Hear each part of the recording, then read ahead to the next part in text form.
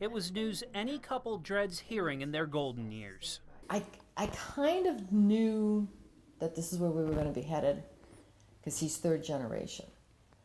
But it still felt like somebody had hit me right in the solar plexus. Sue Vogel long suspected her husband, Bob, could one day be diagnosed with Alzheimer's because it runs in his family. They retired to Murrells Inlet from Massachusetts about 4.5 years ago. That's when Sue started to notice changes. His driving skills weren't as sharp as they used to be because he used to do all the driving. He used to make all the decisions. I mean, I took care of the bills and things, but I never would have thought to make a purchase or anything without saying to him first, hey, I'm going to go out and buy a chair for the living room, and then he'd say, yeah, I'll come along.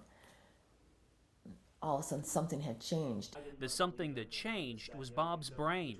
Sue suspected something was wrong, and a doctor finally confirmed her suspicions last spring.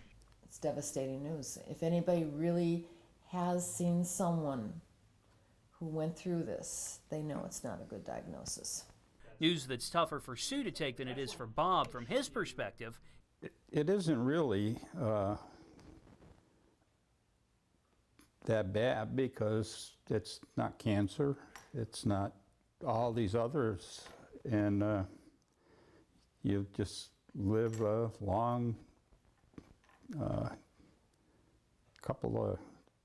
we've got probably 10, hopefully. Bob is in the early stages of Alzheimer's, but the signs are already there. Figuring out a tip on a restaurant bill, he couldn't do it anymore.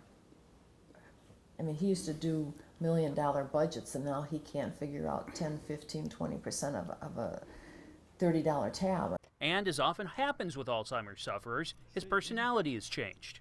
He used to be very quiet and shy, and he's gotten more extroverted since this has happened. He loves going out and meeting people. He takes the walk, he stops and talks to all the neighbors and comes home and tells me any gossip. And then there's this. Bob's new hobby. He never was an artist before, but now he's taken up painting, a pastime he finds soothing. It keeps him centered.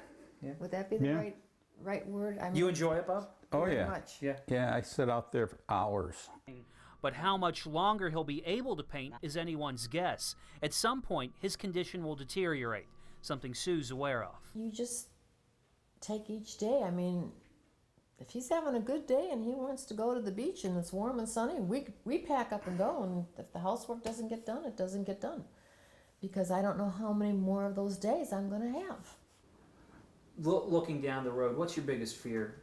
But for both of you, what's your biggest fear facing it? It's there, I know it's there, but I can still, if you don't want to get up every day and say, okay, that's another one, that's another one. I just get up and go.